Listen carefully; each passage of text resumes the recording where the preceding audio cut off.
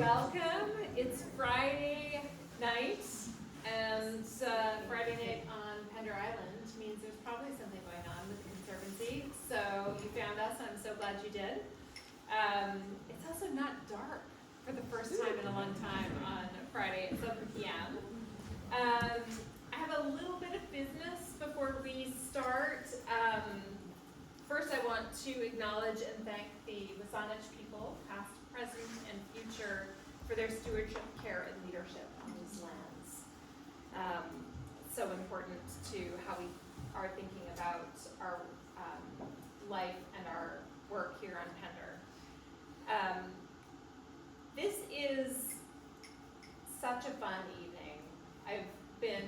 We have had this planned for quite a while, and every person who I've mentioned it to has said, oh, moss, I love moss.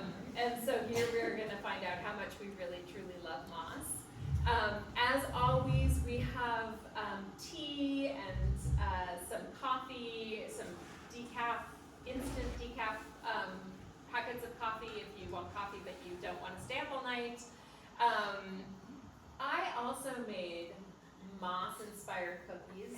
I don't know if any of you have tried them. And I said, oh, they're moss cookies.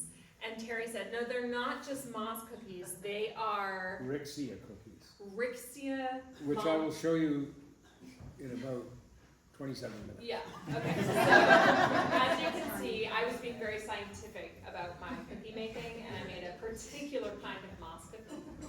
So please enjoy. And as always, Lisa has also brought a little bit of shortbread, so enjoy that.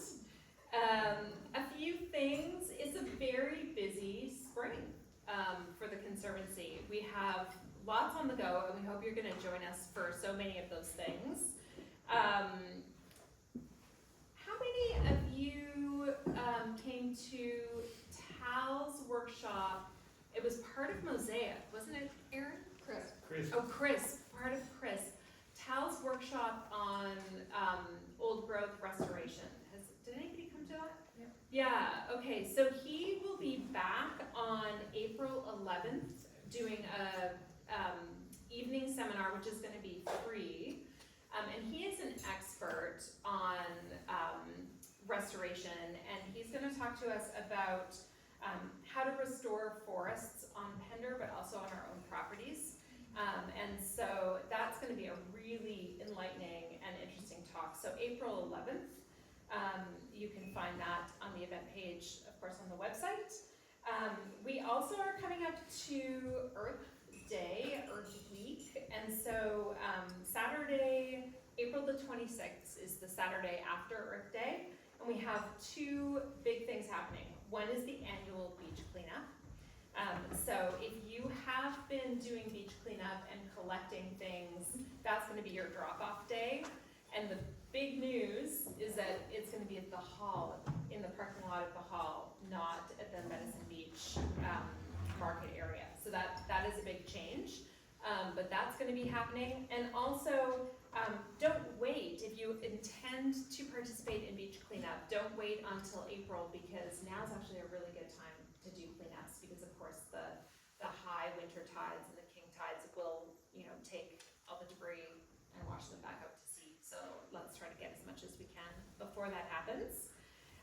And then the same day, because there's nothing quite like a double header, we're going to have our AGM. And so the AGM is going to happen at the hall. We're going to do a potluck dinner, followed by the AGM, followed by a rocking concert with Sarah Smith. So you definitely don't want to miss that. And if you are not a Conservancy member, and so you think, well, the AGM is not for me. First of all, it's super easy. You could become a member tonight for $20 at the door. Just saying. And if you are interested in the Sarah Smith concert, you can still come to that. That is a free open event for the community, and we would love to have you there. So those things are happening. Some of you have signed up for the Moss Walk tomorrow. Our speaker is very generously going to take us out on a moss walk at 10 10 a.m. tomorrow. That is oversold. Sold because it's free, but it's oversold. So we can only take a certain size of group. How many? Sorry to interrupt. We have 20. Yeah, It's a big group. we could do another one after that one. Sorry to interrupt. Oh la la. Okay, come talk to me. Come talk to me. But if you wanted to do that and the 10 a.m. is full and you can't make it, there are two other really interesting things happening tomorrow. CD Saturday is tomorrow at the hall, and that's in the morning at the same time at 10 a.m. And also Pender Native Plants is doing nursery tours. So if you have not been to Pender Native Plants yet, this would be a great time to stop by and do a nursery tour and maybe pick up a native plant for your property. So I think that's it for housekeeping. I'm going to invite Bob Burgett up to introduce our speaker tonight. Thank you so much for coming.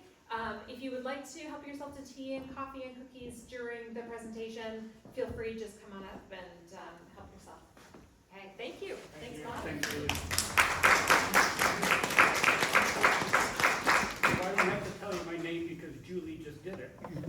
But I'm part of the Education and Outreach Committee of the Conservancy. Anybody wants to join us, and we're always looking for speakers and help to put things together, like what you're seeing tonight. It's a real pleasure to introduce Terry McIntosh, our speaker tonight.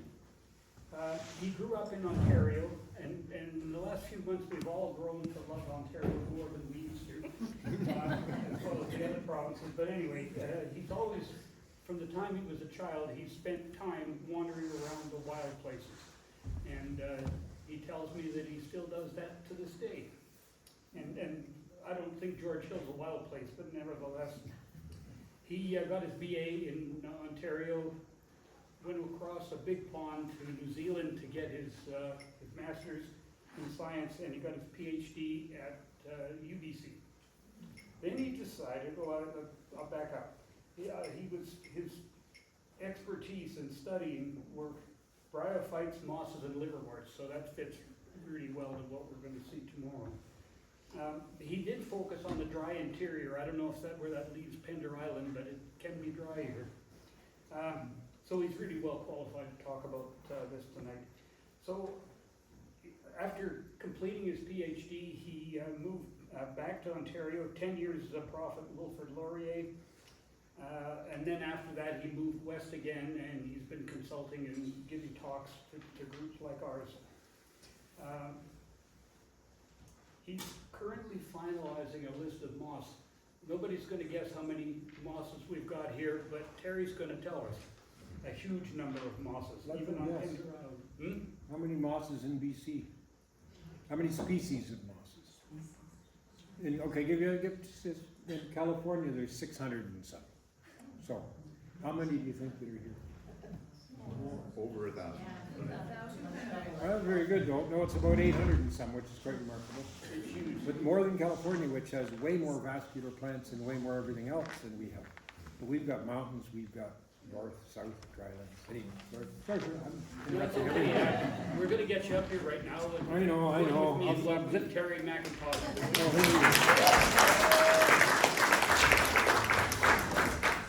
Thank you for the lovely introduction, and it sounds like fun tomorrow.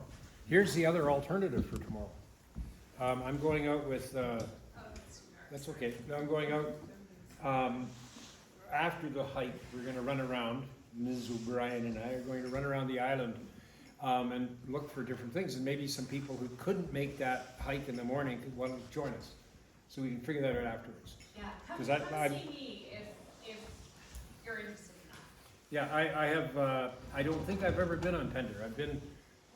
Did my PhD here, and I came here in 79 and 80, and I know going to Salt Spring I went, and some of the other, and I've been to Savory and all the other, the S Islands and the T Islands and the other ones. But I don't think I've been to Pender, which is interesting, and I sent a list to the people of mosses here a while ago, and I couldn't find anybody else that's really been here. And I could see why too, given I took about 17 hours to get here today. Which is good, you guys hide well, so it's good. No, it wasn't that bad, it's just, I haven't done, ever since COVID, my whole ferry thing's messed up. I have ferry angst today, I'm going, why do I have ferry angst? Anyway, yeah, Southern Ontario growing up was wonderful because I lived in the south end of a small city called Stratford, which you have probably been to, some of you. See the festival, the best festival outside of Britain. And my friends Matt and Klaus Oswald were the same age as me. And we would bicycle out south of Stratford and see all sorts of things. And I remember the day a weasel, we were standing on this trail, Matt and I, and Klaus said, stay still, and a weasel went over my foot, kept going. So I appreciate wildlife of all kinds. I have cats as pets, but I like dogs. You know, so I like birds. I don't necessarily like some of the birders. And I have to say this up front because a lot of people in natural history groups are just, I love birds. They're great, and I know a lot of birds. But we call them in botany the 1% naturalists because that's all they know. So I'm hoping that there are birders coming tomorrow so they can see other things and where the birds, what they're using for nesting and things. I'll get that out of the way now because I may make some slurs about birders. I just had some, I'm in East Russia. Off a boat, we went for it was a millennial bird tour, right? And we had these boats, it's a long story. I could give another talk on that called Driving by Volcanoes. So we're out there, we zodiaced off this big boat, landed, and I was in charge of the half a dozen people that wanted to see plants. Everyone else was birding. And this British birder came along and saw us there. And he just snapped at us. So we let him go, and then later on we started making these bird sounds. We got even. Anyway, sorry. We're going lots of stories. So, what I want to talk about tonight are bryophytes in general, which are a group of things, mosses and more, and I'll show what they are. I'm a real specialist in mosses, which are a group, not the liverworts per se. I know some of them, but I find that in science you can't really focus on everything, and as you get older, you have to really sort of settle it down. Now, that little thing up at the side is a thing called Bartrania aprica, which used to be considered super rare. We may find it tomorrow. I found it on Maine for the first time last year when I gave a talk there. And by the way, apologies for missing the talk last year. I screwed up. Bob was very kind, and I got the islands mixed up, and I thought I was going to Galliano, and I phoned somebody in Galliano, is the talk still on? And they said, what talk? And I'm like, I don't know, I gave up, and then Bob says, are you coming tomorrow? No. So, apologies. Anyway, that little thing is called rigid apple moss, for obvious reasons. The leaves are rigid and it's apple, and it's a little tiny thing. And we found it's on the Kosiwick list. And that, if you don't recognize it, if you've ever been in Salt Spring and you've climbed Mount Erskine, that's one of the little fairy doors. And I don't know if you have them, apparently you have mountains here, I didn't know that. You can't tell from Google Earth, it's very flat. It'd be nice, anyway, that's the easy to get children. If they have kids, they drop the kids off, and the parents want to get them up this hill. If there was nothing there, they just sort of sit there. But they say, go find the fairy houses, and they're gone. But you can see here, fairies, just so you know, they do exist. But look, mosses, they use them for their cleaning the feet. So, okay, let's see. I want to make sure this works. Oh, it does. All right, talk format. I've already spent a lot of time. I'm going to talk what is a bryophyte, difference between mosses and liverworts, structure, distinctiveness, whatever. We'll get to it when we get to it. Well, okay, point it up there, good. 3 groups, as I mentioned, liverworts, sometimes called the hepatics. Hornworts, which are looking like thallus liverworts, which I won't talk about today at all. They've got reproductive bodies that look like horns, which is beside it. And mosses, which I'm most familiar with. I didn't do liverworts when I was younger because I have hands, and so they're very delicate. And I swore a lot. I learned a lot of these swear words when I was doing liverworts. They break the leaves off, and you're supposed to look at the under leaves. But they're beautiful, absolutely gorgeous, more gorgeous than you might think. This is a rough evolutionary thing. We're not going to get into it. I just wanted to show you that if you look over there on that side, you get the liverworts are quite genetically different from the mosses, but they're often grouped together because they're green and they live in the same places. And another organism that lives with them are lichens, which you've probably seen. They're very good at colonizing bare spaces. How are they defined? Well, they're plants. These are bryophytes, right? They're plants. They have photosynthetic and some primitive vascular tissue. There's a moss in Australia and New Zealand called Dawsonia, which gets to be this big. And they have, now you may not, if you know about trees and stuff, they have phloem, which goes outside and conducts sugars down to the roots, and inside xylem, which becomes the wood. And the xylem cells are long. And in Polytrichum, which I'll show you maybe, they have these very same, very similar cells. And a guy called Charles Hebon in France in the 50s showed this. And he showed it was water conduction. But people made so much fun of him, especially the vascular plant people, that he committed suicide. So we have nothing against vascular people, just some of them. So vascular plants are like trees and tulips and bloody daffodils. You got more daffodils in this island than you got people. I just sell it everywhere. Anyway, they're not. They're young. Anyway, basically, a lot of what we call primitive, which they're not. A lot of organisms are haploid dominant. In other words, they only have one set of chromosomes in their cells, and that's what bryophytes are. Then what they do is they get the egg and the sperm together to produce a structure called the sporophyte, which then is diploid, like we are, except for our gonads. And then they go through meiosis. We go through meiosis, and our gonads are, right, to produce sperm and egg. They go through to produce spores. And that's basically how they're different. So they're simple genetically, but as I'll show you, they're very complex. Reproduced by spores, generally small, simple lifestyle related to water, because they don't have roots, true roots, and they're distributed worldwide on every continent. There's a lot of myths about bryophytes and lichens too. They're not pioneer species. You get this idea in the book, you go to high school and they say, oh, pioneer species, the mosses come in. Well, yeah, some are pioneer species, but most of them are climax species, or they're there. When you get a final forest, you've got lots of bryophytes. Go to the west coast, go to Tofino and you'll see. They're not simple. Many have very complex structures, which I'll show you. They're not genetically static. British Columbia is the center of evolution of a number of moss groups because of the glaciers going back and forth and dragging things up and then isolating them, dragging them down. And I'm working on some of that now.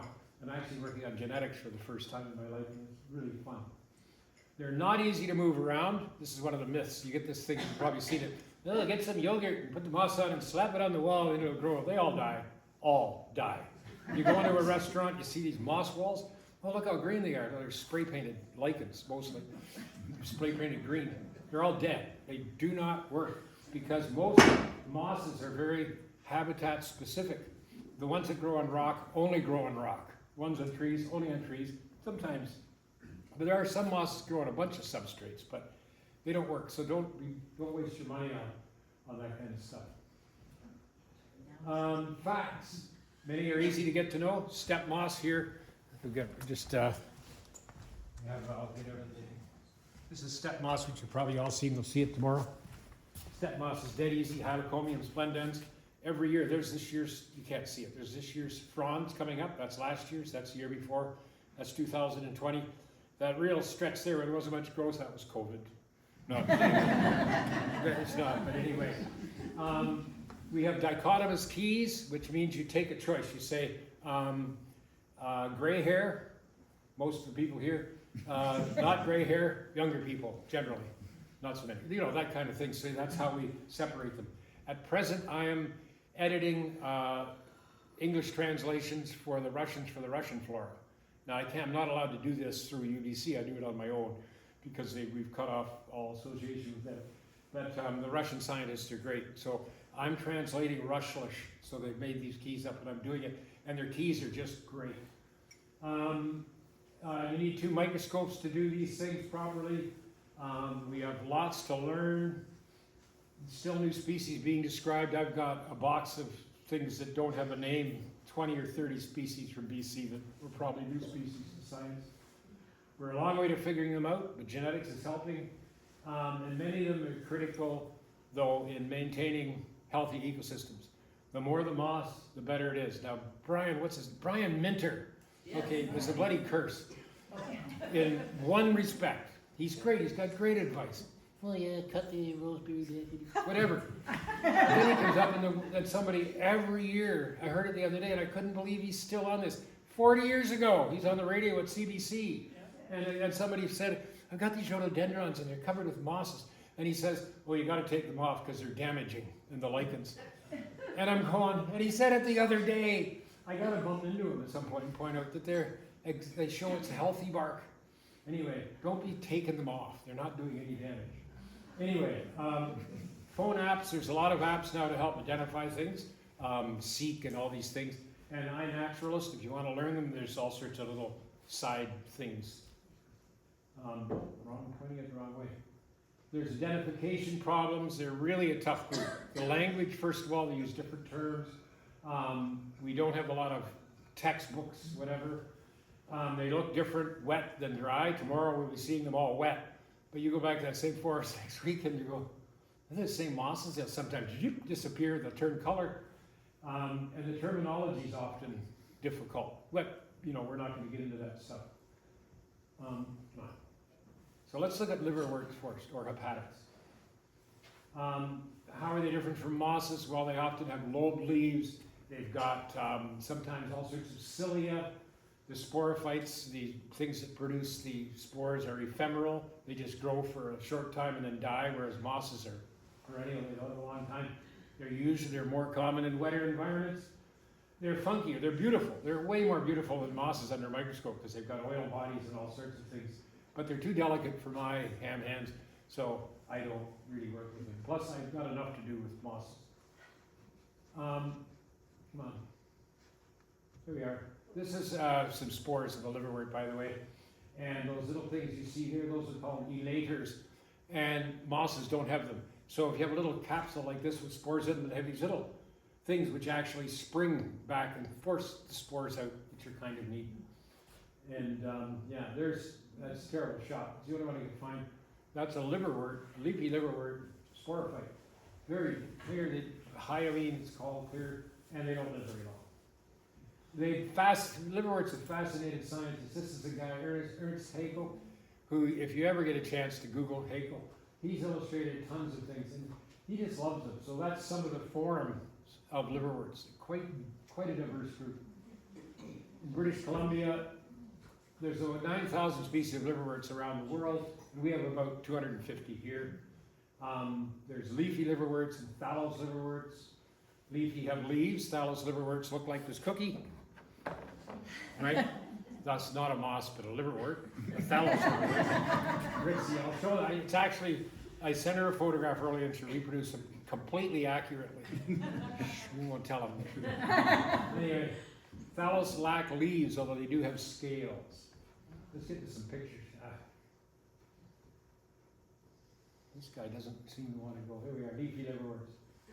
Okay, that's under a microscope. That's the Cephalosiella, I think. And you can see delicate little leaves. That's 1 millimeter. So that's what you're looking at with some of the leafy liverworts, little tiny things. And there's another picture of it. It's got little hooked underleaves, beautiful things, beautiful cells. And inside the cells, whoops, went too far. Inside the cells, you've got these little structures. See those are called oil bodies. Liverworts have oil bodies in them, which are little compact, crystalline masses of oil, which these things have collected. Mosses don't have them. Kind of funky. Come on. There's Curtzia showing the different types of leaves. Well, you can turn that light off, by the way. We can make it darker. Yeah, that'll be okay for the production. Oh yeah, there's some more leaves.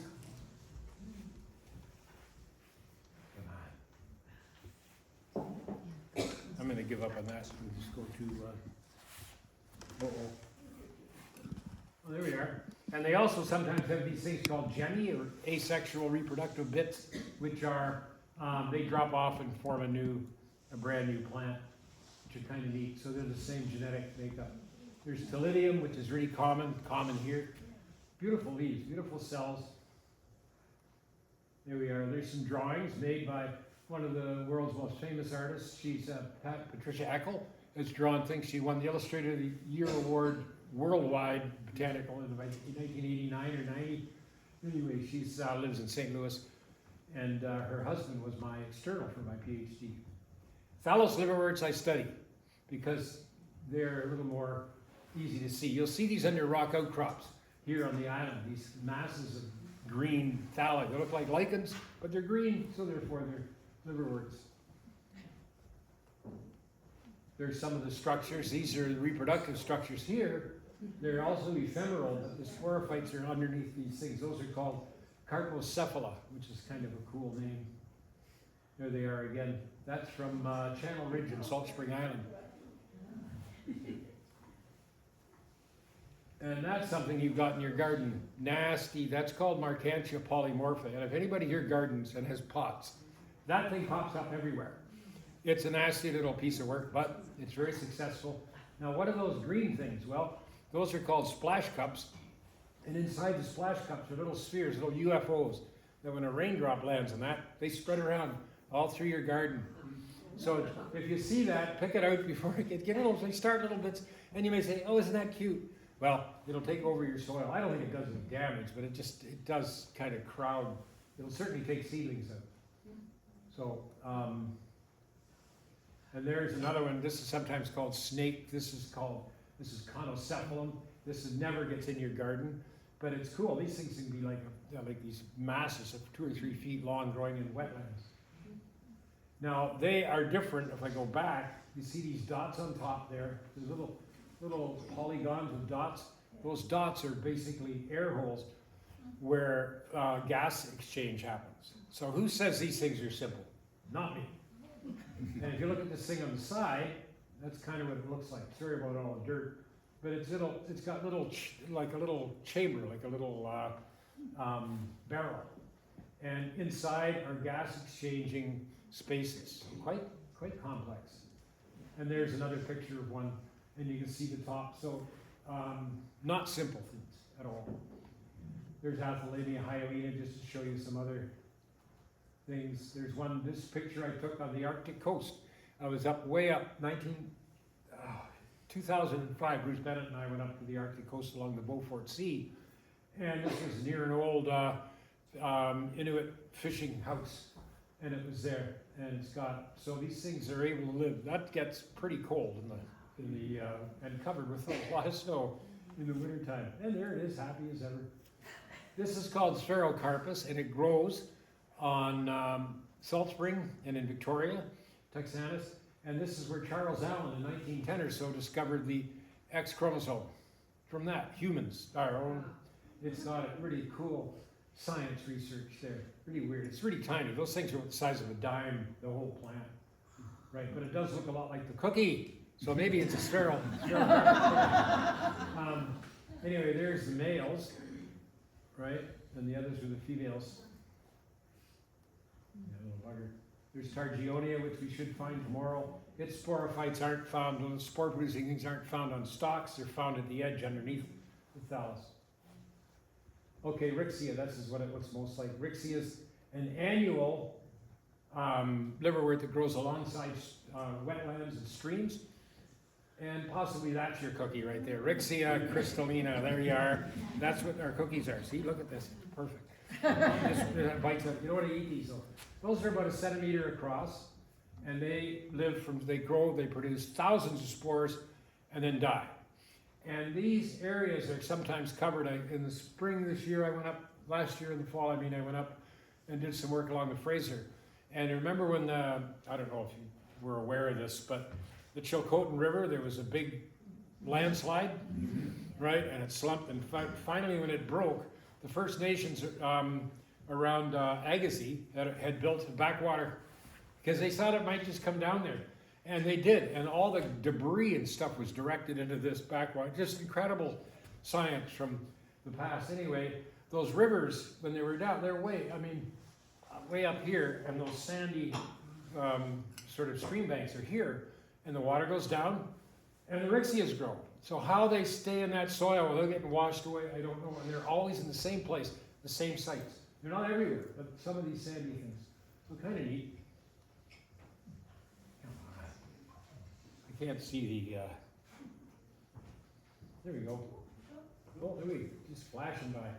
So that's one of the sporophytes hidden in the, and that is male and female. Let me show you this thing. So these are male and female Rixias. Believe it or not, they have sexes, right? And the males are the red ones. So there's tons of sperm, swimming sperm flying out of those into the green ones where the sporophytes are being produced. So the males will die, females will die, and then sometime in the fall, spores, I guess they're sticky, I don't know, nobody's ever really studied it. But anyway, they do well. Oh, this is interesting, I grew this for a year. You say they die, but I grew this for a whole year and a half on my deck. There was a couple of little ones, and they just kept growing. So I look at it every so often, like once every 3 months. So I don't know if they're new ones or old ones or what. That was kind of cool. That's not a liverwort, but they're found in liverwort habitats.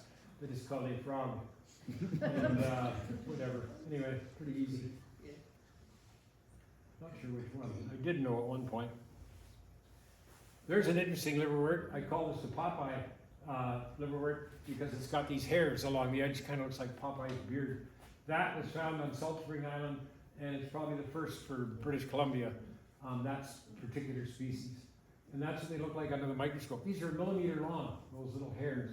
They're silica daggers, basically. Okay, now let's get to something I'm a little more comfortable with. So what is a moss?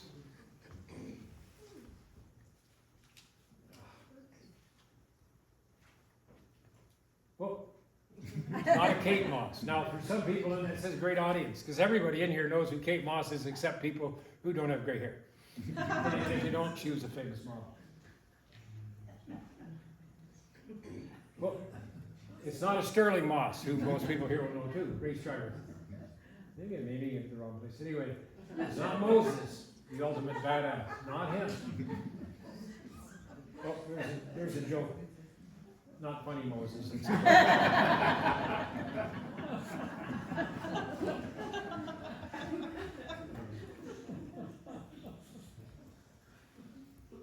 It's just flashing by. I wish I could see. This is starting to slow us down here, so I need this is grade A, having an iPhone, because I can see what's going on. Does that work? Okay, here we go. Let's go back. Okay, so there's Moses. Not algae, right? Which is, I put that, I've had various different groups going, ooh. Yeah, look at the algae here. Not a lichen. Those lichens, they're usually not green, for one thing. And certainly not moths. Now, I have a story about that. I was called up once 10, 15 years ago, somebody from the island saying, oh, Terry, you study moths, right? I said, yeah. He said, going on, and he's going on, and I'm going, oh, you mean moths? He said, oh, yeah. I said, I put him on to Chris and whatever, but anyway, he heard somebody say I studied moths, but anyway. Long history of moss research. This is 1816, famous book by, it's called Species Neuscorum Frondosum, Johann Hedwig. You'll see a lot of moss scientific names have Hedwig at the end. That's who described them. And an awful lot of women who are never given credit for a lot of things. As you know, if you've looked at any historical things, everything from Madame Curie to whatever, a lot of the guys, but Nina Marshall was very famous.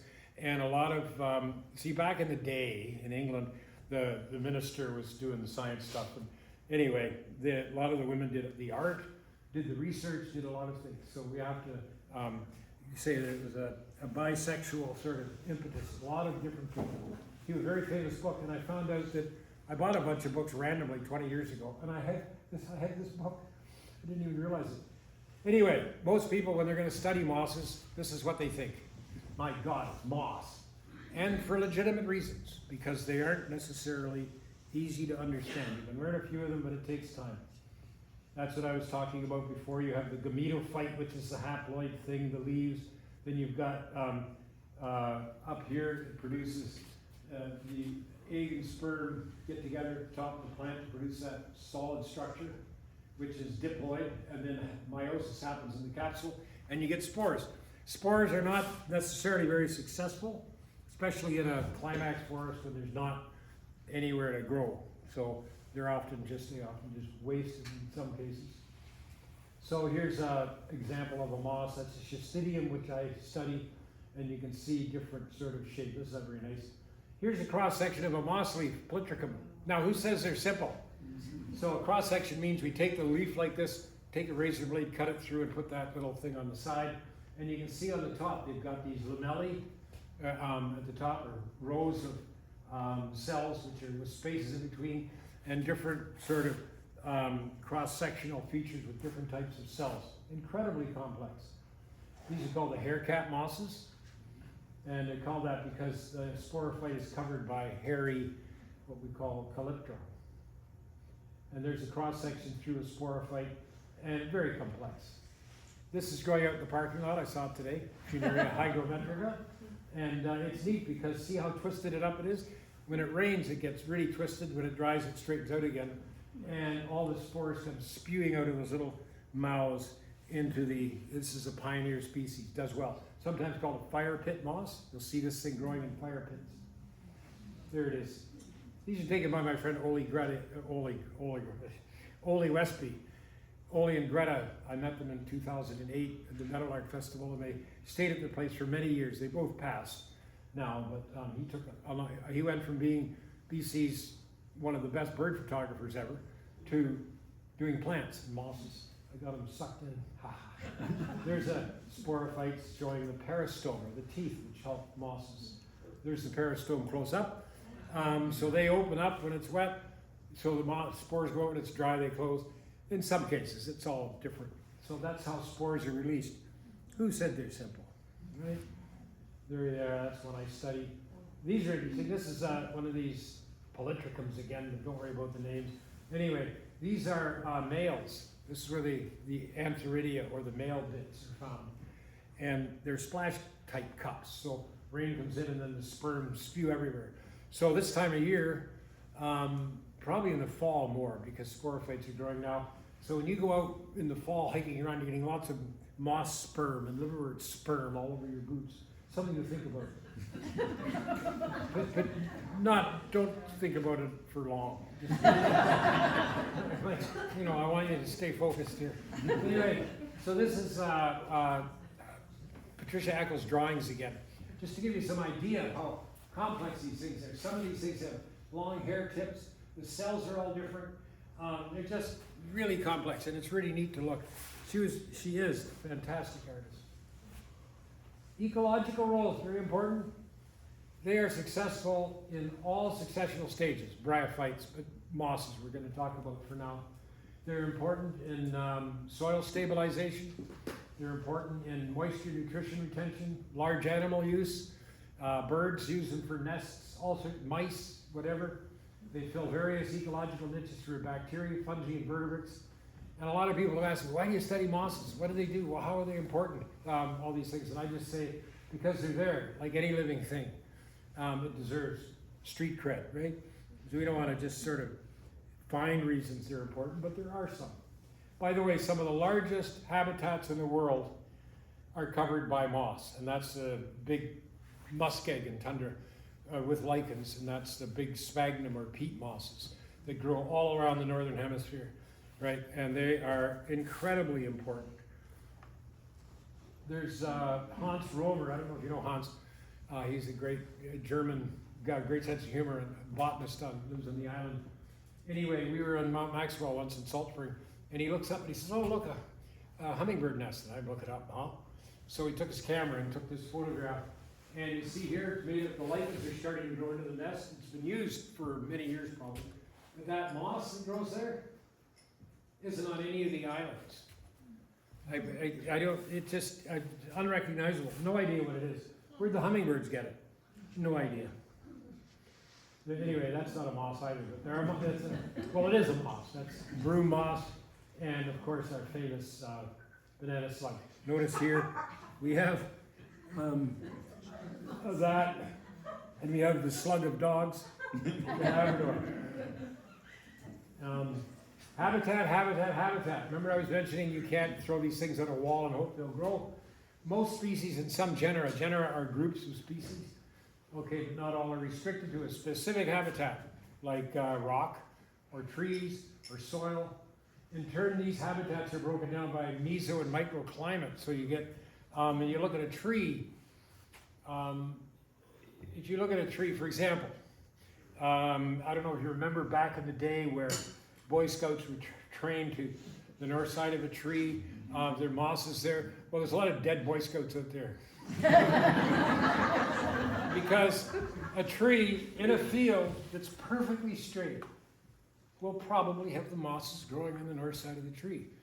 But if you look at a forest like around here, if it's slightly angled, it's more likely under here, in some cases, just species, or here where the rain is.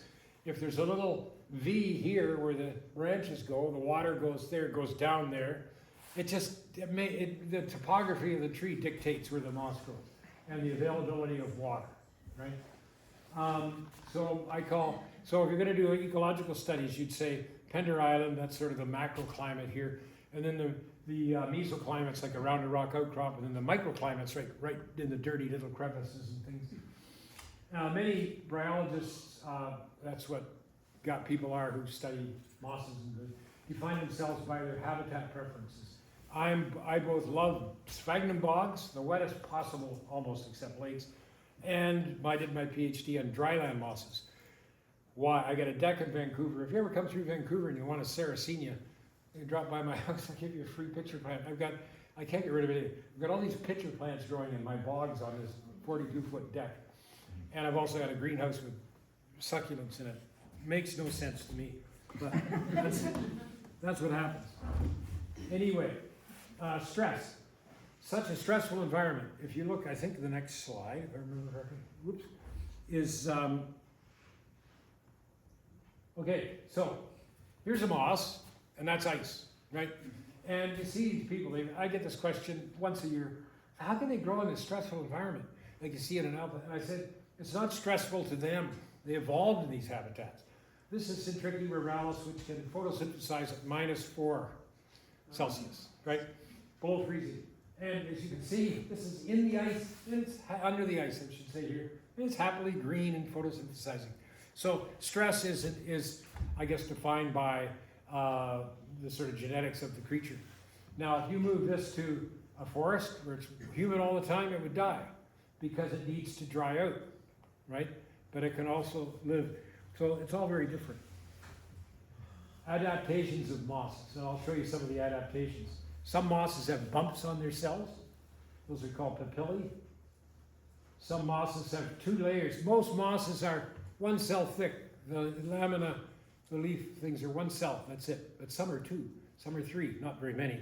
And it's 1 cell thick, it's very simple, it gets wet real quick, can dry up real quick, and whatever. But the 2 cells, this thing here lives on Galliano, it's called Chisidium maritimum, and it grows right up almost to the edge of the ocean. It can do, it's one of the few mosses, few plants of all kinds that can survive marine salts. Sometimes they have hair tips with bumps on them. Sometimes their cells, they're all pitted like that. Oh, random slide. We were up in the Arctic, we were in the Richardson Mountains. Mike Ryan, some people here know Mike. Who knows Mike? Yeah. Oh yes, there she is. Anyway, we're all friends there. There's Mike. Notice, Mike hasn't changed in the years. Look who's paddling. Anyway, that's me up front, and Bruce Bennett, great guy, and that's his daughter Kaylee, and she came along. Anyway, Bruce, we came back from spending a week in the Richardson Mountains, helicoptered in, hiking all over the place, way up in the Beringia, way up in northern Yukon. We come back and Bruce says, you want to go for a paddle tomorrow on the Yukon River? And we said, sure. Anyway, we get in this paddle, we go 31 kilometers later, going downstream, which is good. Anyway, a storm came up. Mike vowed never to canoe again with Bruce. Both Bruce and I have canoed a lot. They never, none of them had, it was crazy. It was one crazy day. So if you ever meet Bruce Bennett and he says you want to do something, make sure you clarify what it is he's doing. Cultural uses of mosses, gardening, sphagnum, aesthetics, Japanese gardens, diapers to sanitary napkins. The Inuit used sphagnum for all sorts of things. It's really sterile. So somebody get a cut from a polar bear claw or something, and so they take it and they'd wash it off and they'd put sphagnum here and then get some caribou hide and it would clear up in no time at all. And scotch, which is very important for most people that have, taste in alcohol. And they can be problems. There's Brian Litter getting dissed again.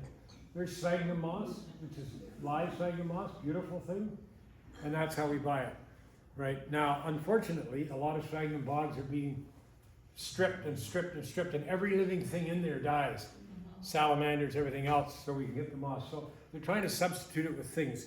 But there are bogs that are being reused where there's not much living in them. But it's difficult because I need sphagnum. Difficult moral dilemma for me. Japanese gardens and weird Japanese moss sculptures, I guess. This is Mount Maxwell. It also is a habitat for couches. moss couches. There were mosses growing. You can look underneath the arm. There's mosses growing there. That's when Christian Engelstoff and I were doing snake surveys. That's about the same time. And there's the door. Now, keys. Hedwig. Oh, perfect. Hedwig has a moss named after him called Hedwigia. And this moss is beautiful. This grows on Maine. If you look at it, like cilia around the sporophyte, these are the keys. And I'm not going to get into them, just to show you what we have to do. So leaf apices and dry shoots recurved, or leaf apices and dry shoots erect to patent, yada yada. And we have to make these keys so people can use them. And so here's one. If you look at the drawing of it up there, it's got straight leaf apices. You look at this one, I didn't really show it very well, but they're bent. It's supposed to be. Yeah, you can see on the drawing on the side how they're bent. But here's what the moss looks like under the scope. And here's those papillae, those bumps. Simple creatures, not at all. And if you do a cross section through it, it's really hard to take a photograph. This is what it looks like when you cut the leaf, you make a slice out of it. Those are quite remarkable. So those are the characters. We use all these neat things for doing stuff. So let's look at some habitats of bryophytes. Of course, I think that's from Washington State. It was down there. But you probably have these on where are we? Pender, yeah, sorry. Anyway, on Pender Island, old things. Mosses will grow anywhere where they're given a chance. Now, a lot of people have mosses on their roofs, and they're saying, oh my God, the only reason you got mosses on your roofs is there's something wrong with your roof. And they'll stay wet a long time and start helping the bacteria do things. But if you start using all this stuff, like, I don't know what they use, copper and stuff to wash these mosses off, you're just increasing all the pollutants around your house. So there's ways of doing it. It's called replace your roof. Mosses are kind of a bell ringer that something's wrong with your roof more than anything else. There's Bryony Penn. You probably know Bryony or know of Bryony. That was her and I hiking back in 2008 or 7. And that's the largest arbutus that we could find on Salt Spring. This was a famous arbutus. She wanted to pose there because when they tried to save Mount Maxwell, they sold a calendar of slightly dressed women folk. And she had climbed up there, and that was her tree, which is great. Bryony's hilarious. She's a great sense of humor.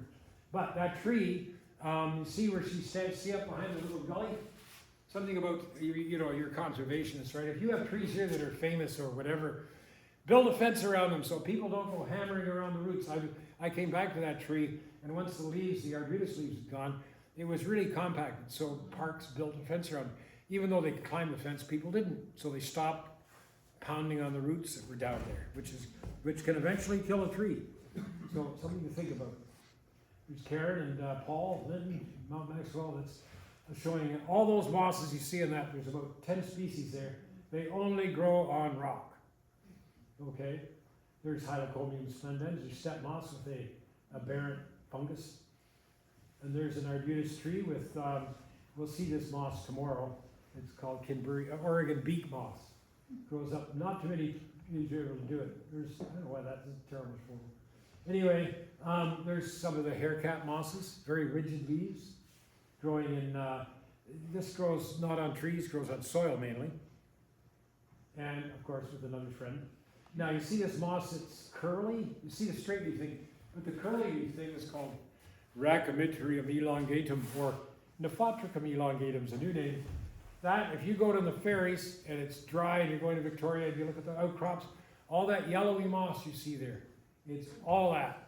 It does very well. If it was in a wetter habitat, it would die. So it needs to have a drying out period. And there's what happens when mosses dry, that's up Nanaimo way. They dry and they'll leave the thing. When they wet up, those all seal again. That kind of shows that goofy shot. This is from Salt Spring. Now, these are Gary Oak habitats on Mount Maxwell. There are so many trees there that are in rings.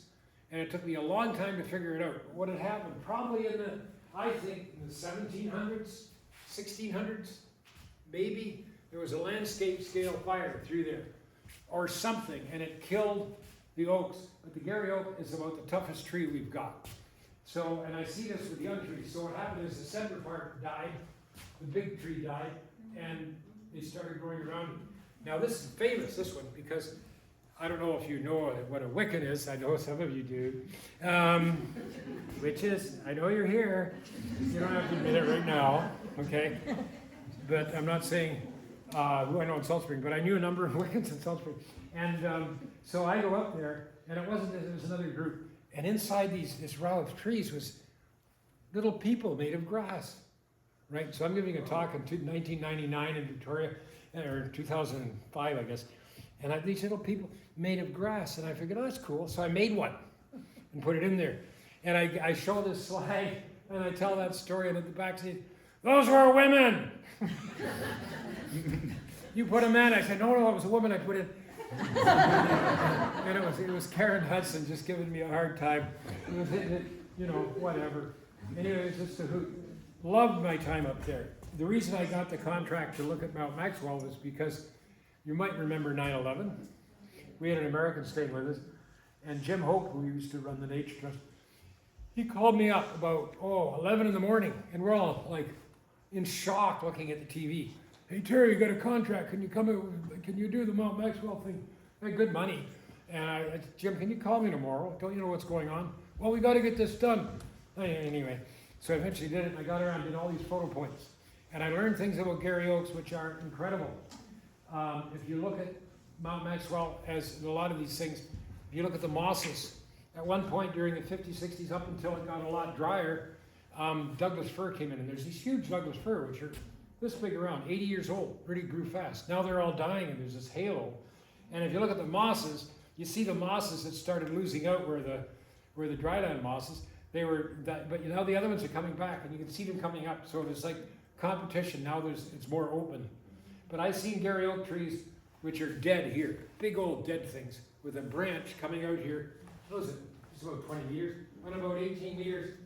That branch must have fallen off, hammered in there, and it's growing a new tree from that one branch.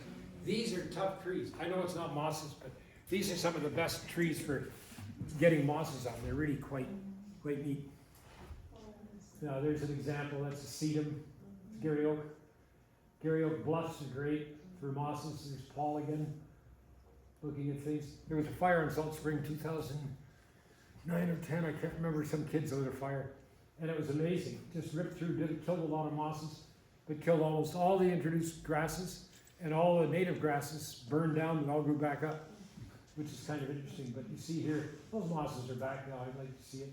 This is a Gary Oak habitat in Yale, BC, just north of Hope. You may not know this, but there's Gary Oaks growing just north there in a little puddle of oak. Because a long time ago, about 7,000 years ago, Gary Oaks covered all of the south-facing slopes along the Fraser. It was a huge estuary, as a killer whale bones up around Hope. Huge estuary, Gary Oaks. And the Pinus ponderosa forest and sagebrush came in. But very few people know that, and that's why we got them. Not because pigeons carried them up there. First Nations don't use acorns much here, so they wouldn't have transported them up. They have no use for acorns in the interior. So that's Larry Perry and Dave Hope, friends of mine. Seepage sites are really important. We'll see some tomorrow. Got to get going here. Those really cool mosses. These are almost all annual mosses. This thing here, it's about 1 millimeter from the top of the leaves down. It's even less than that. Little tiny thing called an ephemerum, which grows on different places, little muddy flats and things. Found it in Vancouver. And there's our Bartramia aprica. Now, these are my favorite habitats because this is where I did my PhD. Here's saline habitats, alkali. You'd think nothing grows there. But no, this is a thing called Terry named after me, of course. No, the Terry is PT, meaning wings, and I'll show you why. This is, go back.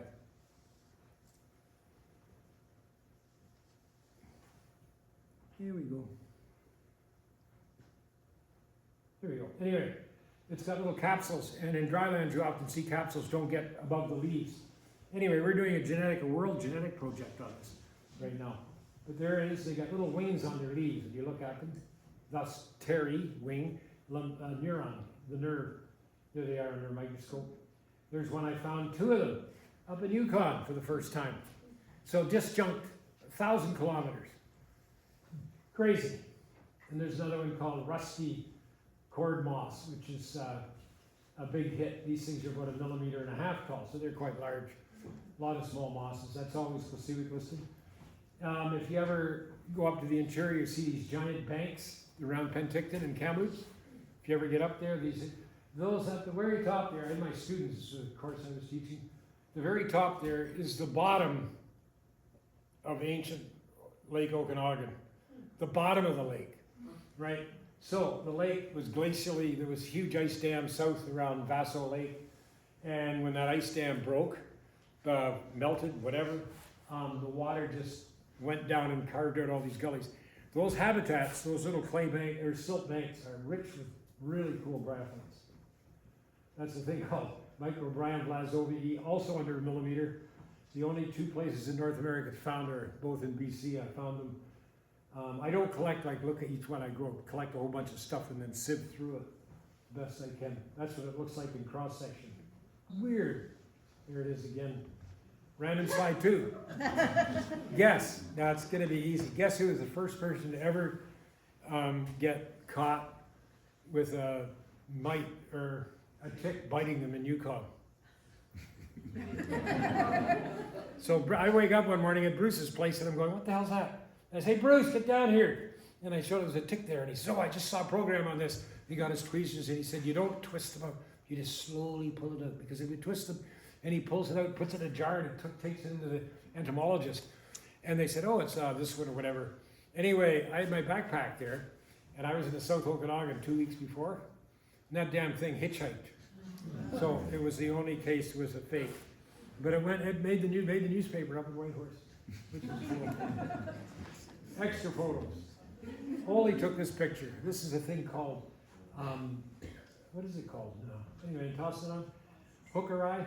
Beautiful thing. It gained a couple of millimeters. Found that at White Lake. Beautiful rock mosses with their curled seta. Beautiful long awns and trichia.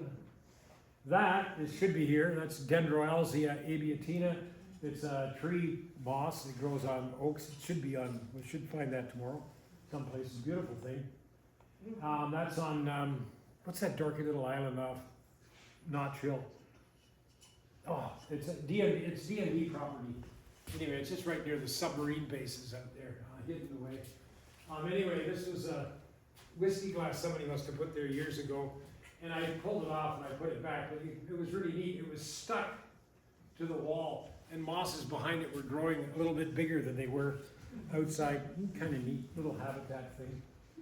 You can kind of see it there on the right. Not great, but anyway. So here's sphagnum wars up in Yukon, where these 2 sphagnums, this is sphagnum, anyway, it's a red sphagnum, that's a brown sphagnum, fuscum, and anyway, they go back and forth. This one's starting to invade over here, right? That one's kind of getting up an edge over there. And these things over time will, depending on the climate. Now, the big thing is it's really warm now in the Arctic, and a lot of the permafrost is melting, and a lot of these big bogs, the mosses are drying up and dying, which is very sad. That's a close-up of the sphagnum. Beautiful, huh? Big fat sphagnum. That's some of the sporophytes.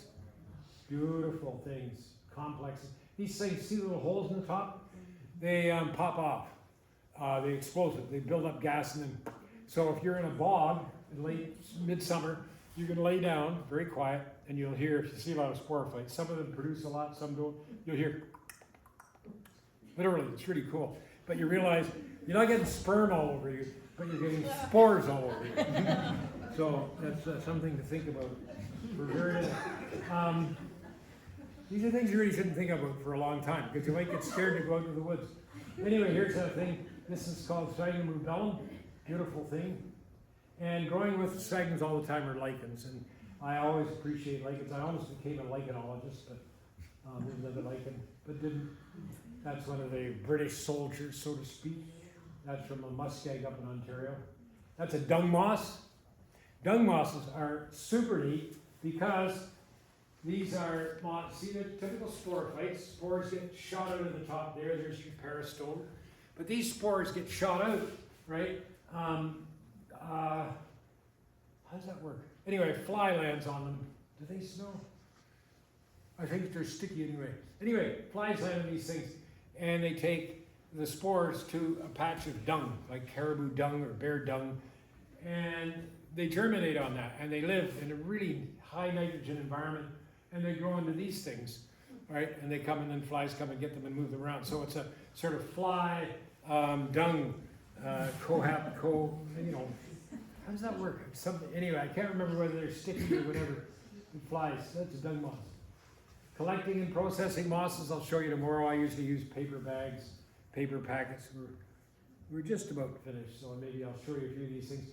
You have to dry your mosses. If you ever want to collect mosses, you dry them really well because they get fungus really quickly, right? So your paper, if you're going to be a field biologist, usually a big plastic bag. You should number the specimens, write something on the bag. This is what we do. I use paper packets to put mine in eventually, then shoe boxes. Herbarium space you need, like at home I have a lot. And you really need, if you're going to study bryophytes, a sympathetic family. Seriously. Field data, what do you need to know? Okay, location, habitat notes, date, other collectors, additional notes, photographs. There's a typical bag I'd write on. So I collected Site 2, Sandy Bluff. June 17th, 04, I was 8V, up in the Arctic. 8V049, those are, I use UTMs instead of lat longs. Lat longs, too easy to make a mistake. These I just find a lot easier. Trends in North America, well, we're doing volume 3 of the Flora North America, which is the liverworts. I'm finishing the mosses of BC list. Possible BC flora at some point, I doubt it though. Other people can do it. Too much work. Right now, I don't know if any of you, there's a little moss out there called hypnum. Everybody knew hypnum before. There were 20 species. They're little mosses with little curved leaves and very little midrib. Anyway, that genus, because of the genetic work, has now been broken into 3 different families, 11 different genera, and so they're no longer related at all. They only kind of look the same. But genetics shows that they're not related, which is kind of neat. So that's why we've got a lot more species, because we're splitting up things. And then, 2000, I forgot to change that. Anyway, that's the cell walls inside a dicranum, and that's some things. And I think I was going to throw some extra things in, but I don't think I did. Oh, yeah. Typical day in the muskeg in northern Ontario, near a diamond mine, having a break with my nice Finnish boots or whatever they are. Anyway, thank you. Any questions?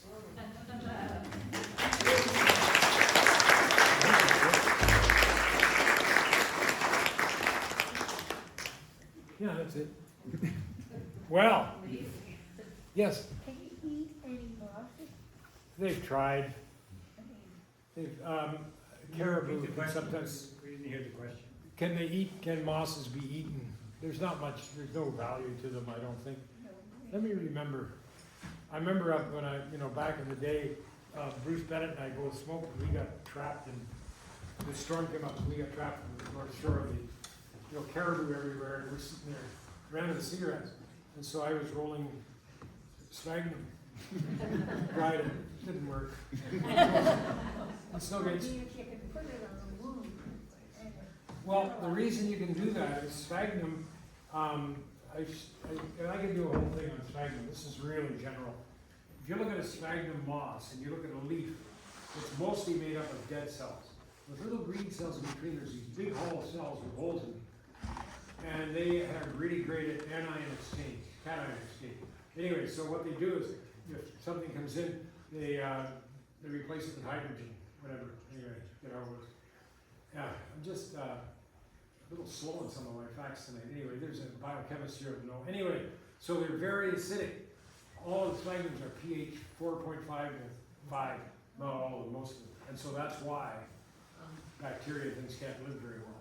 So it's the acidity, plus, because nothing grows, you know, it's gonna kill that, nothing, you're not gonna bring anything in. But they were used for, I mean, forever up there, and there's sphagnum everywhere in the Arctic. Tough to use in the winter, because it's too feet of snow. You can dig. Yes? Where will your list of BC mosses be published? Well, you know, there's, any other questions? we have people at UBC who, in the herbarium, would want to get it done. We got some funding from CDC last year, Steve Hoya and I, the principal authors.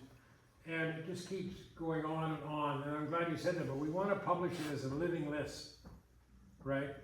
So when you got more than one person involved, somebody says, well, let's try this, and finally I said, no, I'm in charge, end of story, this is how we're gonna do it.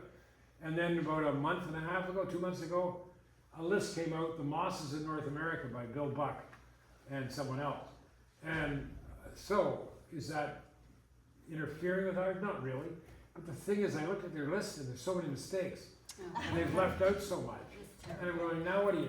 You say, so I think what we have to do, we don't know how to publish it. It won't be, it'll be through UBC Herbarium. So it'll be a living document. You can go and look at it. These are the mosses we have. Remember, how do we set this up? Well, we have to do, we don't use common names. So it's all scientific names.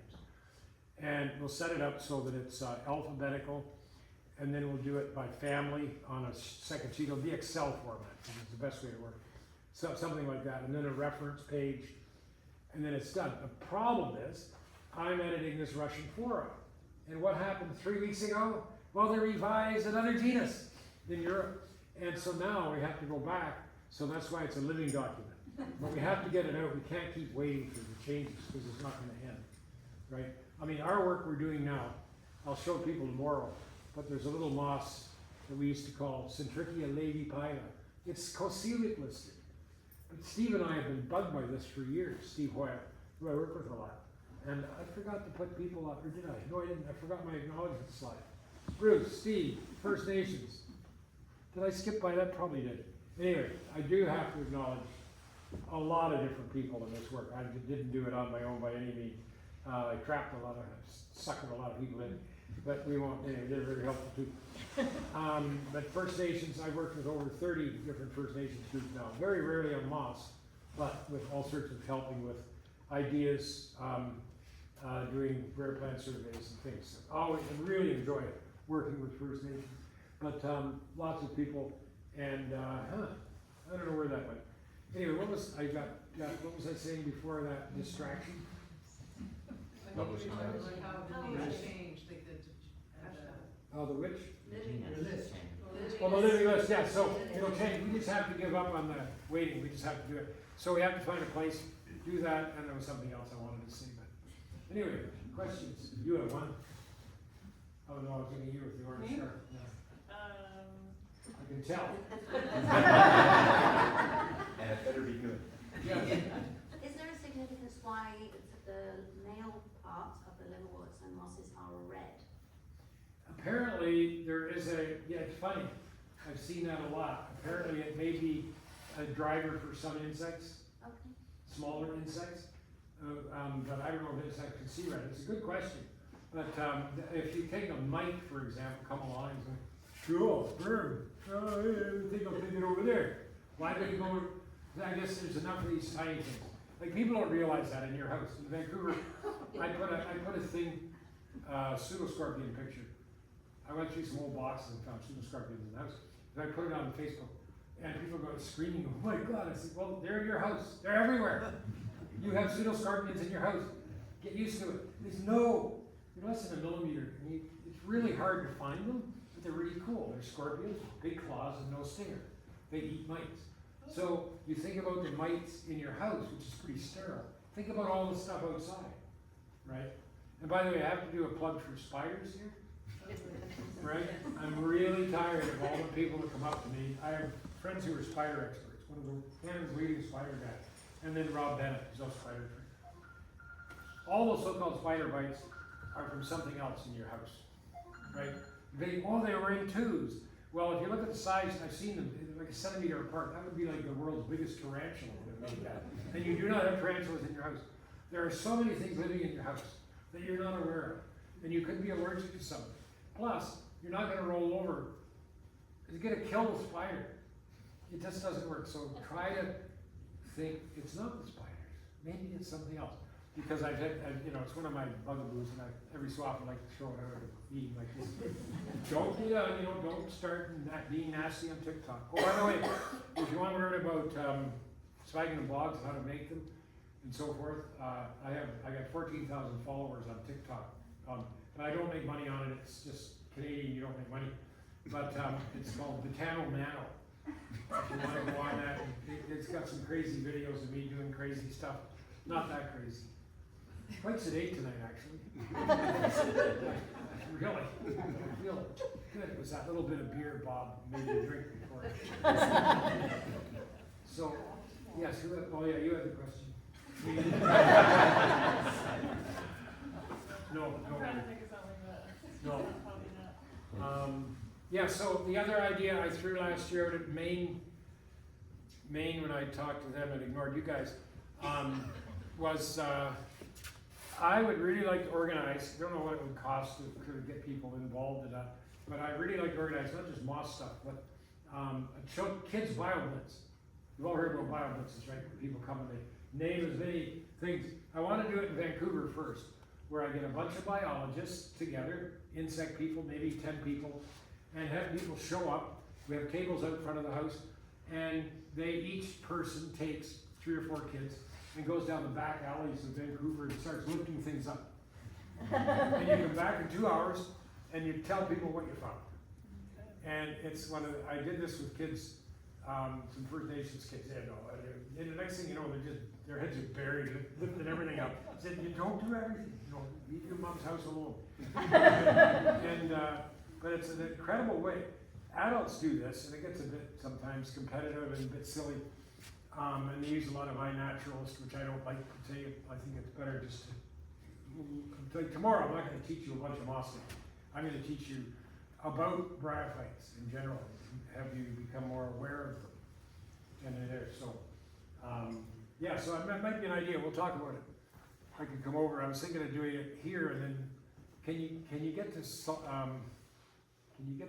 where was it? Main Island from here during the day? Because it'd be nice to run a BioBlitz there and then go to Maine, they seem to be interested. And then it'll suck in the people at Salt Springs and Galliano.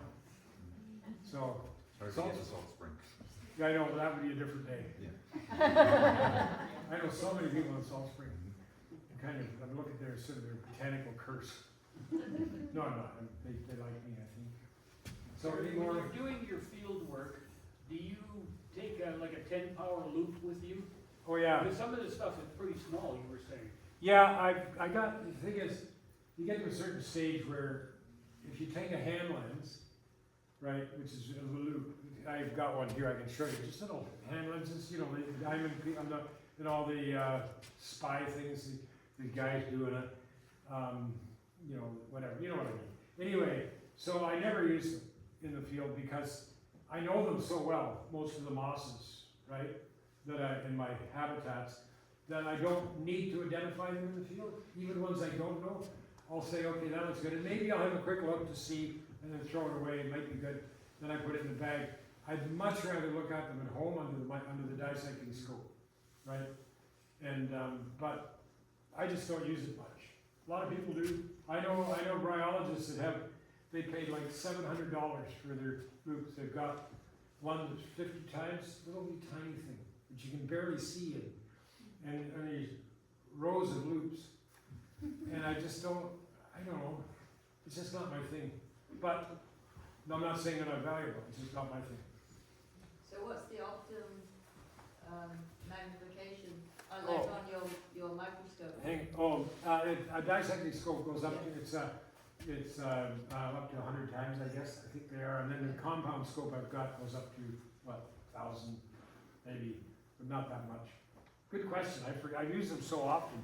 You know how you do things a lot and then you forget? Plus my mind's a bit off, memory-wise. It's nothing to do with my age. Let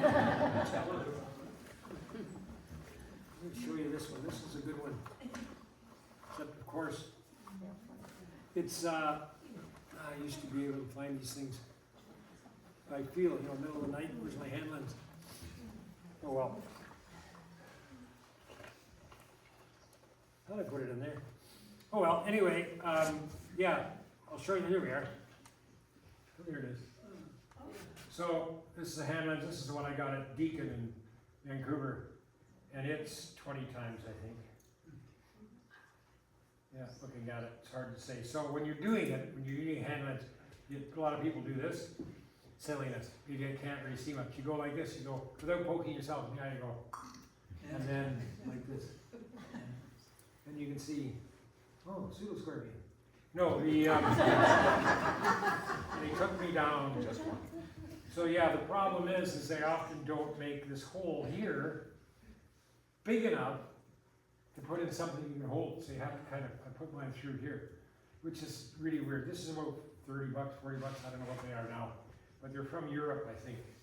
But they go, they're all, there's one, if you Google best hand lenses, there's one, I think, 500-600 bucks. Everybody has, bryologists, a big thing, it's got lights on it. Did this one have a light at one point? Yeah, this one had a light here, I don't think it works anymore. For UV, for geologists, and regular white light. I don't know, I just don't use them. I just find, plus I'm often in a hurry. It's my nature. I just, who cares what it is? You see it later. And you get home, you get home, you go, oh, poof. I'm gonna do all this work. Yeah. I just wonder, what keeps you motivated and interested in moss after all these years? Like, what really excites you about Good question. moss? I've been asked that internally. What excites me, the list is interesting. Dr. Schofield, who's a supervisor, Will Schofield, said that we can't do a list yet because there's not a lot of stuff that's been explored. And he was right. So he made a little list. We can't really do a floor, can't do this. And I figured, well, we've got to start sometime. And that excites me to know what's here, right? I like that. And I like editing. I love editing somebody else's work. I don't know why where that came from. To like editing is like, you know, buying, what's that horrible car now? Buying the car we cannot name. Anyway, well, yeah, but what really excites me is I look at some of these things and they're new. Like I love describing. So from that, oh yeah, that's what I was saying. From that thing called Centrichia labipila, which is on oak trees, there's a variety called Meridionalis, which has little gemmy and no long hair tips. Anyway, Steve and I looked at this thing for 10 years and going, we give up, we don't know what it is. So this guy Kramer, who's in his 80s now, did Centrichia of North America, this complex. And in there it's kind of similar to what we're doing. And I sent some stuff off to Spain, and the geneticist there, Mate Gallego, said, oh, that's Centrichia costesii, which is from Chile. It's identical, it's a northern hemisphere, southern hemisphere disjunction. And it's been growing all over our trees forever. We didn't know it, how are we gonna know it's from Chile? But we didn't realize it's different from the other one. We just see it growing with it all the time, thought maybe it's just a weird form of it. But nobody bothered, Steve and I are both hitting our heads against the wall, nobody bothered to tease them apart to see if there were two species. And the other one is undescribed, so we're calling that Centrichia pacifica. So I've got all a bunch of Californian collections, Oregon collections, Washington collections are coming up, and I'll rename everything. So we'll get Centrichia pacifica, McIntosh, Gallego, Hoya. Those are the authors. You can name, I don't want to name things off of after people. Pacific is great because it's endemic. It's only found in the Pacific coast of America. So fun. That gets me going. Just, you know, hanging out with my cats. But in terms of doing the field work and being with the moss, and so discovering and finding a new moss, that generates a lot of excitement. Yeah. Yeah, for sure. And so when you're actually like, interacting with the moss, is it something that brings you a lot of joy? Well, yeah, because I sit back and I put the moss here, I look at it, get some scotch, give it some scotch. Little simply, no, adding to science, for a scientist, which I am, an ADHD freak. I mean, I was diagnosed with this years ago, so I have trouble sometimes. It gets me worried when I see I know they're new species, but I suddenly get all piled up saying, oh, I gotta do all the work to do it. But it's a lot of fun to do it. But, yeah, I mean, like I say, I've got 2 shoe boxes of things which do not exist with names. Their names do not exist. And at some point, somebody will get them, you know, but there's not a lot of people being trained now. There's a young guy, Connor Wardrop, from EBC's doing genetic work, and there's others. Young people, I mean, there's so much going on in the world right now. It's a nice joy to be, well, just coming here. So nice distraction. I bet you nobody thought of the world tonight, did you? You saw the mosses. That was my plan. Anyway, no, it wasn't my plan, but anyway, yeah, so tomorrow we'll meet, I guess, 10 o'clock, and then we'll head up that way, and then we'll talk about potential. You want to go for an hour tomorrow morning? Ish, yeah. When's the, oh yeah, ferry, when's the ferry leave, where's Bob? I think it was 3:45 Oh, or there he something. is. We Yeah, we spent 20 minutes on the phone. You with your hearing aid and your wife in the background. And then just trying to figure it out, me just going like very crazy. Yeah, I think I had this schedule in my car, but it was freaking me out because I've signed up for your walk, and I have to be on the ferry that leaves around 1 o'clock because the 5 o'clock, you probably know all the memorized. It's gonna be too late for what I have to do, so We'll no, get she's- that. Yeah, he's going the other way, he's Oh, going to you're going the Vancouver. other way. I'm going to Oh, Vancouver. I'm going to Victoria, right. It's my German. Oma is, it's not mine, but my wife's Oma. Vancouver. Oh, okay, no wonder. Yeah. I think about an hour for the mosque. Hour and a half. Yeah. As you can tell, I can probably just keep going. Yeah. We had the hike on Maine last year, there was a bunch of kids came along. And they, oh no, I came over early because the school wanted me to give them a walk. So I had parents and these kids, right? And I was going along and I'm going, okay. The first thing I look around, there's this kid, he's like 8. And he's like 30 feet up in a bloody tree. And I'm going, he's mine, she said. I said, okay, cool. And then I go around the corner and I look at high step moss and others, I said, and sometimes on a hot day I lay down on the moss because it's beautiful. So a little while, about 5 minutes later, we go around the bend, there's a father and all his kids. They, you know, it was just great, but it wasn't very rich. That was the problem when we went. There was only very few mosses. So tomorrow, hopefully, this place has got a bunch. Well, I'm glad you said that because the question that I had that I was too embarrassed to ask was, is it okay to lay down on moss? Like how fragile is it, and should I be concerned about it? Stuff in the forest is very fragile. You don't want to kick it up. You don't want to break. You know, a lot of those things you see in some of the big stores where you got these big moss containers with flowers. There are professionals on the coast, especially in the States, who go around and they just get their trucks and they just rake. Yeah. That's bad, right? They claim they don't, but they do. They've been caught and fined tens of thousands of dollars for doing it. So don't buy those things, because all the mosses, they don't grow somewhere nicely. They've been poached. So, but you know, they can take a lot. Now, remember those lacustrine banks I showed you? There, you don't want to walk on the mosses, because that will break them up and cause erosion. So it's just common sense, Yeah. right? A lot of nice analogies. I've been great with analogies today, but I kind of slipped out. Probably not a good idea to bring that up. I was with marriage. I was a bunch of marriage analyses. I've been married forever. You know, one of my ex-wife didn't really matter, but I got these strange marriage analogies today. Anyway, the I handlers. think there's a book in that. Yeah, so that's what we do tomorrow, and then run around. But 3:45, I think is. Yeah. You have to be You. on Yeah. your way. Yeah. Who's married? No? I just looked it up. You should. Okay, thank you. Any other questions before we? What? I thought of one. Oh. Yeah, you. I just needed time. So mosses are so green and bright and vibrant in the winter when it's really wet, right? And then in summer, they dry out, they kind of, but you said they need that. They need dry that, yeah. out, right? So is it kind of like in the summer, the flowers come out and like, I'm seeing the sporophytes or Sporophytes, yeah. sporophytes. Okay, It's here's kind of how, like the flowers, so like, is there a moss here's how most of seasonal them work. cycle for the year? Yeah. The summertime, it's, right now is their summertime, as we call it. Their growth period, the reproductive period, sperm and things are often released in the fall. And through the winter, it'll slow down when it freezes, but then you come to the spring where the young sporophytes come out. Not all of the species, some do it in the spring and then have sporophytes in the fall. And then you have the winter, with the what we call the bryophyte winter, which is summertime. There's just not much going on, right?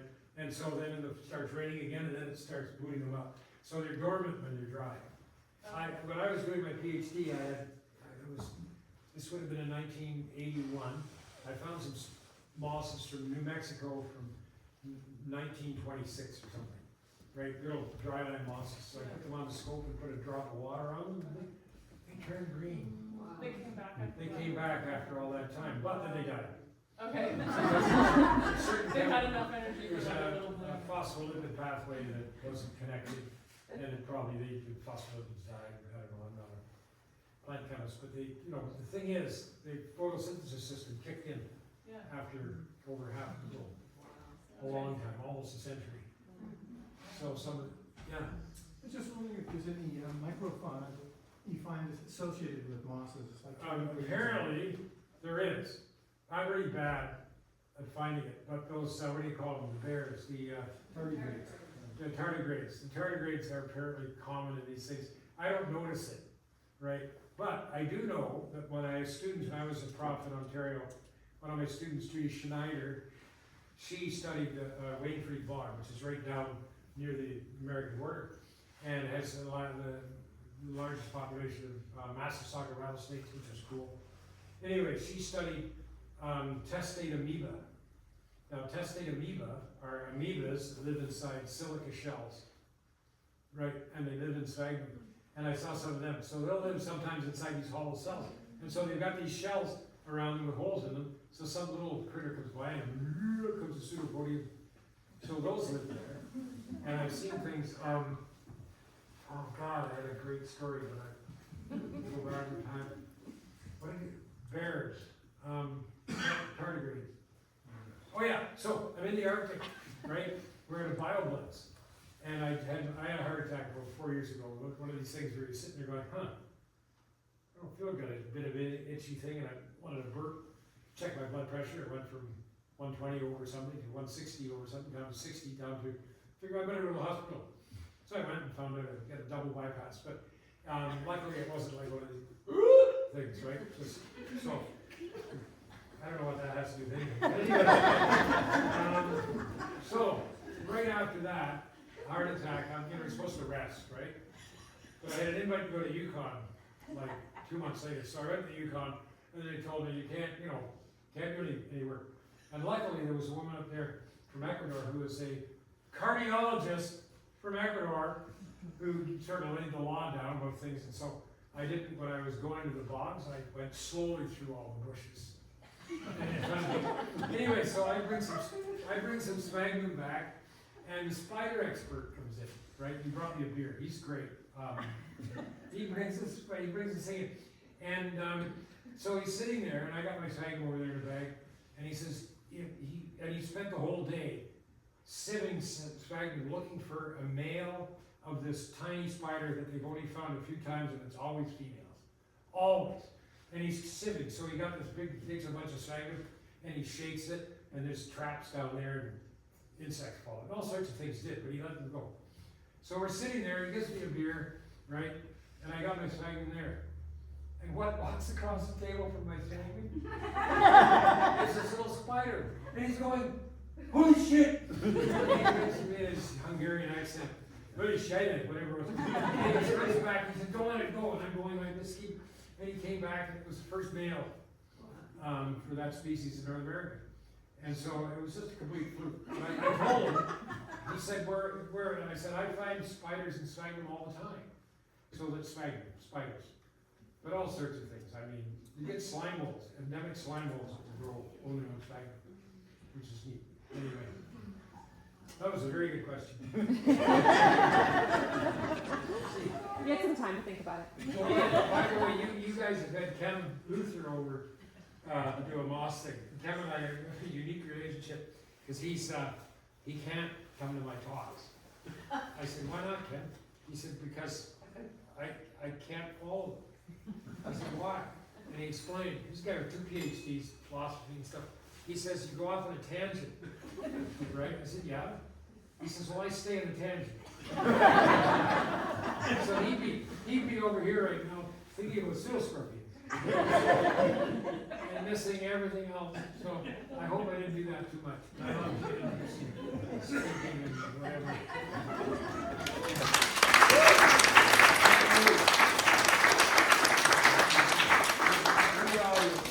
The smiles are enough. Well, Terry, thank you so much for this time tonight, for the time you're going to spend with us tomorrow. I feel like we've all learned something, and we also know that we have many more critters in our homes than we might have thought. So the take-home message from tonight is, look for pseudoscorpions. Yeah. Or, I'm washing my boots when I get home. Thank you. From us. And actually, before we finish up, Terry, I might get you to do the door prize draw. Oh, sure. Aaron is going to bring up the door prize. I don't know who these people are. Yeah. Where's, And the door prize is a $30 gift certificate to Pender Native Plants. So this is the perfect time to be planting. And I'm going to see if I can guess who it is just by.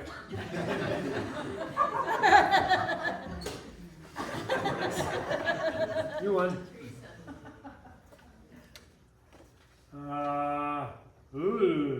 Lula. Oh, Layla. Excellent. Where's Layla? Layla, that's Lula. Looks like Lula. Looks like Lula sounds like Lila. What's the last name? Claws like the shoes. Really?